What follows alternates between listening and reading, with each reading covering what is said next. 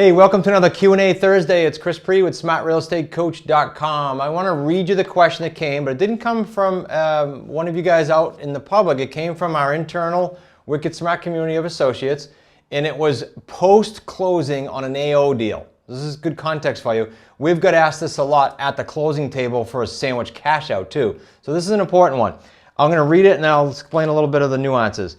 She said, the other question I have, this was for one of our high six associates, was the price looks much higher than I'm going to be responsible for any capital gains with the higher sale price, and I am actually personally on that amount. Now she worded it kind of weird, but here's what she's saying.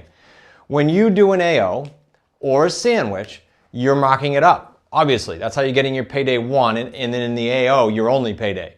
So in this case, let me give you round numbers. This woman committed to an AO to one of our high six associates, and her minimum was $250,000.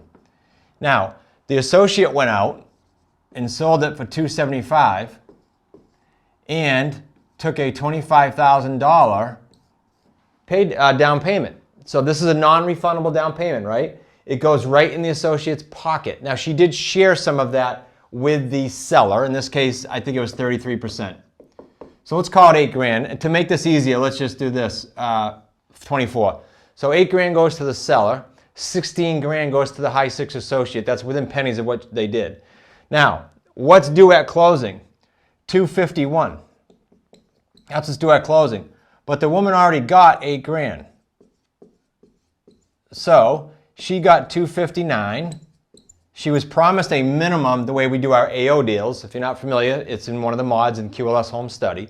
She was expecting at least this. She got this. She's happy. And she said, well, wait a minute. Am I going to get taxed on this, capital gains wise, whatever her basis is? That's her accountant's job. But bottom line, is that her gross sales price? And I said to the high six associate, yeah, that's what her price is.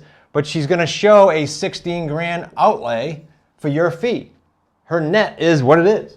Okay, so don't let that throw you off. And let me give you a different context. We closed a sandwich deal recently. It was the payday 3. It was at the closing table.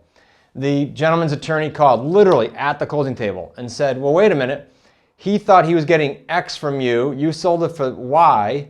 The difference there, he doesn't want to pay the capital gains on. And I said, he doesn't have to. We took the difference. It's our fee over time.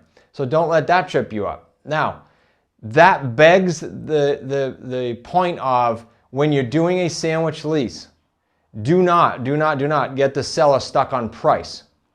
Let me give you an example. If this was a sandwich and we were going to continue and stay in the middle, forget what the other paydays would be.